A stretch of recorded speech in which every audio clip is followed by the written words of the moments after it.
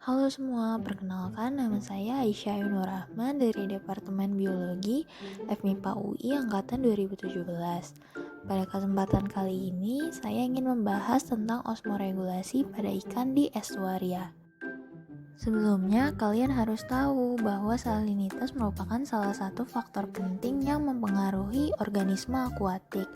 Semua hewan akuatik memiliki kemampuan untuk osmoregulasi. Nah, apa itu osmoregulasi? Osmoregulasi adalah mekanisme untuk menjaga homeostasis dalam tubuh. Osmoregulasi juga berperan untuk mengatur konsentrasi osmotik internal yang berbeda dengan lingkungan eksternal. Osmoregulasi berhubungan dengan sistem ekskresi. Zat-zat sisa metabolisme yang sudah tidak dibutuhkan oleh tubuh dikeluarkan melalui ekskresi, sehingga cairan dalam tubuh seimbang dengan lingkungan. Pada slide ini terdapat 4 organisme yang memiliki toleransi terhadap salinitas. Namun saya akan membahas 2 saja, yaitu stenohalin dan eurihalin. Stenohalin merupakan organisme yang memiliki toleransi salinitas yang sempit, berkisar di atas 30 per mil. Sedangkan eurihalin merupakan organisme yang memiliki kisaran toleransi salinitas yang luas, berkisar dari 0 hingga di atas 35 per mil. Organisme stenohalin umumnya hanya dapat hidup di satu kondisi, contohnya air laut. Sedangkan eurihalin dapat ditemui di estuaria dan daerah pasang surut, di mana salinitasnya berubah-ubah. Estuari sendiri merupakan daerah pertemuan air laut dengan air tawar, sehingga salinitas tersebut lebih rendah dibandingkan salinitas air laut. Organisme di estuari sendiri memiliki konsentrasi garam internal yang lebih tinggi dibanding air di sekitarnya, sehingga organisme tersebut mengambil air melalui osmosis. Terbagi 2 tipe organisme berdasarkan tipe mengontrol osmosisnya. Yang pertama adalah osmoregulator, yaitu osmotik internal hewan konstan sehingga tidak dapat menyesuaikan diri dengan perubahan lingkungan. Yang kedua adalah osmokonformer, di mana osmotik internalnya ini bervariasi sehingga dapat beradaptasi dengan lingkungan yang ekstrim. Contoh osmoregulator pada gambar ini adalah ikan salmon dan belut air tawar. Sedangkan contoh osmokonformer adalah moluska dan cacing polychaeta.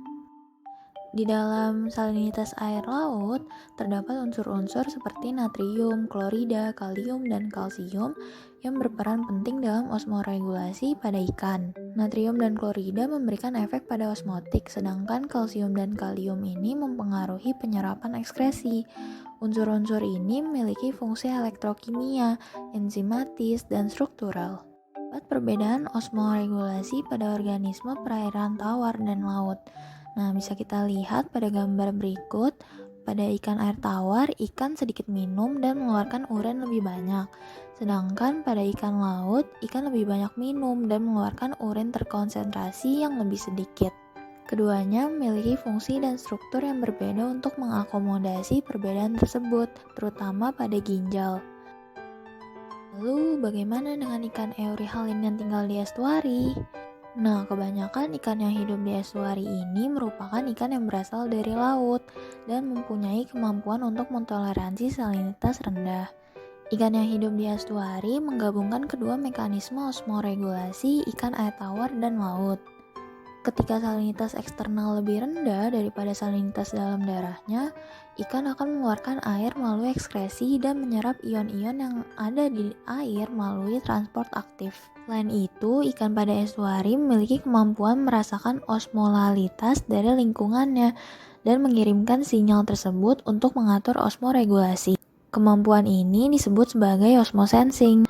Ikan memiliki sensor molekuler yang mengandung protein transmembran seperti ion channel, kalsium sensing reseptor, fosfolipase A2, dan sitokin reseptor yang diatur oleh kalsium intraseluler dan kation organik lainnya, serta protein sitoskeletal. Molekul-molekul tersebutlah yang menggerakkan mekanisme efektor.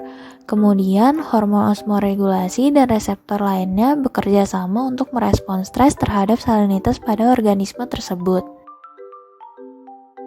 Ikut daftar acuan yang saya gunakan. Sekian info yang dapat saya paparkan. Terima kasih. Bila Anda menyukai video ini, jangan lupa klik like, comment, dan subscribe.